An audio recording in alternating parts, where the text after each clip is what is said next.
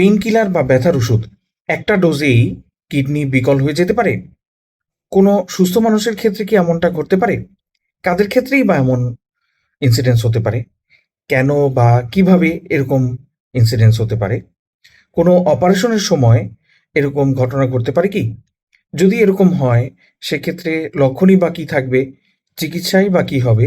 আর এরকম ইনসিডেন্স প্রতিরোধ করা যায় বা কিভাবে? এই প্রসঙ্গে আজকে একটু আলোচনা করব। আসসালামু আলাইকুম। আমি ডক্টর রাফসান।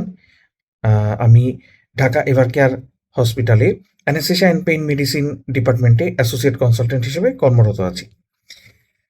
প্রথমেই আসি, হ্যাঁ, এরকম ইনসিডেন্স কি হতে পারে? উত্তর হচ্ছে খুব বিরল হলেও এরকম ইনসিডেন্স ঘটতে পারে, এমনকি সুস্থ মানুষের ক্ষেত্রেও এমনটা হতে পারে। আচ্ছা, কাদের ক্ষেত্রে এমনটা হতে পারে? যদি পেশেন্ট আগে থেকেই ডিহাইড্রেটেড থাকে, অর্থাৎ যদি ডায়রিয়া হয়ে থাকে, যদি বমি হয়ে থাকে, যদি ব্লাড লস হয়ে থাকে, আগে থেকেই ডিহাইড্রেটেড থাকে, এমনটা হতে পারে। এল্ডারলি পিপল বা বয়স্ক পপুলেশনের ক্ষেত্রে হতে পারে, বিশেষ করে যাদের হাইপারটেনশন বা উচ্চ রক্তচাপ আছে, প্রেশারের ওষুধ, বিশেষ ধরনের প্রেশার ওষুধ যেমন এসিই ইনহিবিটর বা অ্যাঞ্জিওটেনসিন রিসেপ্টর ব্লকার, ডায়োরেটিক্স, এই জাতীয় প্রেশারের ওষুধ যারা খাচ্ছেন তাদের ক্ষেত্রে এই ধরনের ইনসিডেন্স হওয়ার চান্স বেশি থাকে।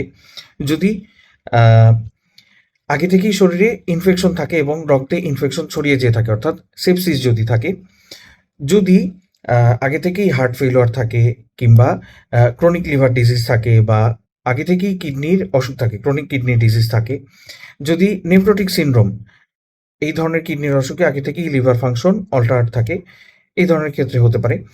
কোনো অপারেশন, মেজর সার্জারির ক্ষেত্রে হ্যাঁ, এই ধরনের ইনসিডেন্স হওয়ার রেকর্ড আছে। বিশেষ করে অপারেশনের সময় বা এর আগে পরে যদি severe hypotension, significant blood pressure drop হয়ে থাকে, সেক্ষেত্রে এমনটা হতে পারে। আচ্ছা, কেন বা কিভাবে এরকম হতে পারে?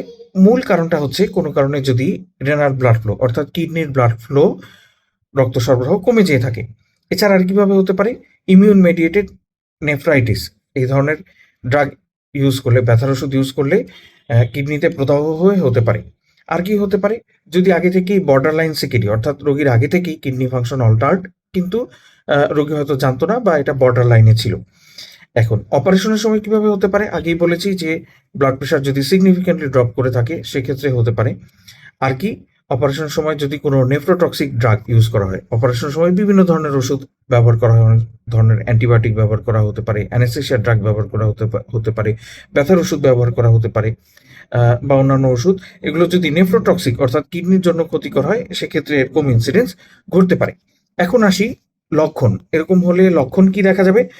প্রথমেই দেখা যেতে পারে যে ইউরিন আউটপুট কমে গেছে, অর্থাৎ সিগনিফিকেন্টলি ইউরিন যেরকম প্রডিউস হওয়ার কথা সেটা হচ্ছে না। আর কি হতে পারে? ব্লাড টেস্ট করলে সিরাম ক্রিয়েটিনিন বেড়ে যেতে পারে, রক্তে পটাশিয়ামের লেভেল, রক্তে পটাশিয়াম লবণের পরিমাণ বেড়ে যেতে পারে। অ্যাসিড বেস ব্যালেন্স করলে দেখা যাবে যে রক্তে অ্যাসিডোসিস, অর্থাৎ অ্যাসিডের মাত্রা বেশি। আর কি, শরীরের বিভিন্ন অংশ ফুলে যেতে পারে, চোখ মুখ ফুলে যেতে পারে, পা ফুলে যেতে পারে। আর কি হতে পারে? যে কোনো লক্ষণ নেই, কিন্তু ব্লাড টেস্ট করে দেখা গেল যে সিরাম ক্রিয়েটিনিন, রক্তের ক্রিয়েটিনিন লেভেল বেড়ে যাচ্ছে। আচ্ছা, এখন চিকিৎসা বা প্রতিকার কি? এরকম ইনসিডেন্স যদি ঘটেই যায়, সেক্ষেত্রে প্রথম স্টেপ হচ্ছে যে এনএসআইডি বা নেফ্রোটক্সিক ড্রাগ, অর্থাৎ এই ধরনের ব্যথার ওষুধ বা যে ধরনের ওষুধ কিডনির ক্ষতি করে, সেই ধরনের ওষুধ সবার আগে বন্ধ করতে হবে। এরপরে কি, পেশেন্ট এই ধরনের ক্ষেত্রে বেশিরভাগ ক্ষেত্রেই আগে বলেছি যে হাইপোভোলেমিক থাকে, অর্থাৎ ডিহাইড্রেটেড থাকে, ডিহাইড্রেশন কারেকশন করতে হবে। রক্তের লবণ কম বেশি থাকলে সেটা কারেকশন করতে হবে। রক্তে অ্যাসিডোসিস যদি থাকে, অ্যাসিডের মাত্রা যদি বেশি থাকে, সেটা কারেকশন করতে হবে। বেশিরভাগ ক্ষেত্রে এটা কারেকশন হয়ে যায়।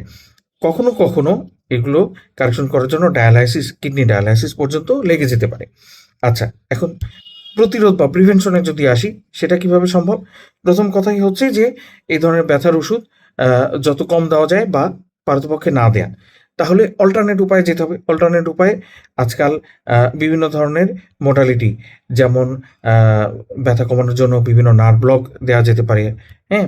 অপারেশনের সময় আ অপারেশনের অংশ অবশ করা যেতে পারে, বা রিজিওনাল ব্লক দেওয়া যেতে পারে, নিউরোঅ্যাক্সিয়াল ব্লক দেওয়া যেতে পারে। হ্যাঁ, অপারেশনের অংশ অবশ করে দিয়েও এটা করা যেতে পারে। ফলে ব্যথার ওষুধ অনেক কম লাগে বা অনেক ক্ষেত্রে লাগেই না।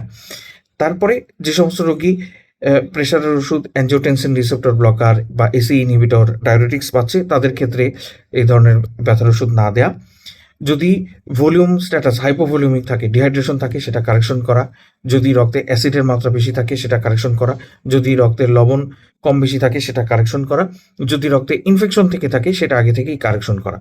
এই ধরনের মেজারগুলো নিতে পারলে এই যে ইনসিডেন্স, এটা অনেকাংশেই রোধ করা সম্ভব, আলটিমেটলি রোগীর জীবন বাঁচানো সম্ভব। সবাই ভালো থাকবেন, সুস্থ থাকবেন। ধন্যবাদ।